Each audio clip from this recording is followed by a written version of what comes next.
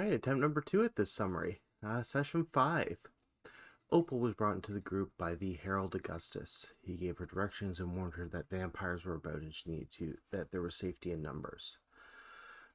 She assembled, meeting half the cabal right away who had come to deal with the vampire. Upon interrogating the frightened vampire, the crew learned that she was sent there to repay a favor, learning that she was there to collect someone's blood and get back to Elizabeth. The crew heard rumors that Elizabeth, if anyone speaks her name, could see what they were doing. The crew tested this theory a couple times, nothing seeming to happen, so they waved it off. The crew was split on releasing the vampire or not, but those at the bar gave the vampire a bit of their blood and did end up letting her go. Quartermaster quickly cast a scrying spell on her after taking a lock of hair to track where the vampire was going. It led to what looked like a nest of vampires. Bringing the blood, she seemed to submit very quickly to them and get out of there as quickly as she could. Not wanting to lose what happened, Quartermaster pulled out the magics deeply to scry upon this Elizabeth, maybe pushing a little too far as the abyss leaked into the spell, causing this Elizabeth to see them back as they spoke, and blue to drip from the scrying mirror.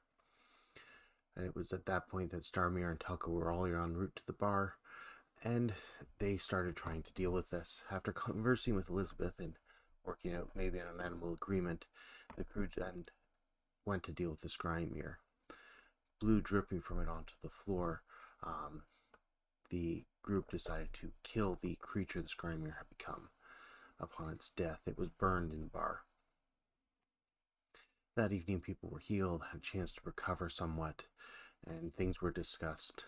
Once everyone had gone to sleep, Starmere called out to Marcus, trying to find out if he had informed this other group.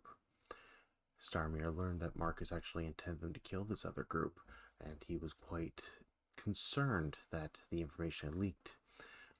But after being on the phone for a bit, he definitely informed them that, the problem was solved,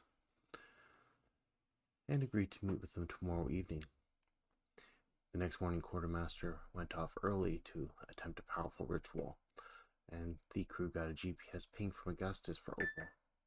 Opal and Starmere made their way out to the ping, finding a magical flower touched by the supernal, which they uprooted and brought back to her greenhouse. Quartermaster was preparing a powerful ritual in an attempt to pass through the barrier, and learned quickly that the barrier was far too powerful for him to overcome.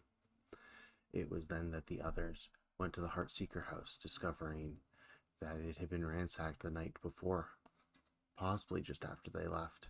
Doing some magic, they learned it was Marcus there, looking for possibly the Accords. Through the mess and destruction, they did find that the vampire they had left there was still there, and found a small item, a coat of arms as it were, that looked like it could be sewn onto an object.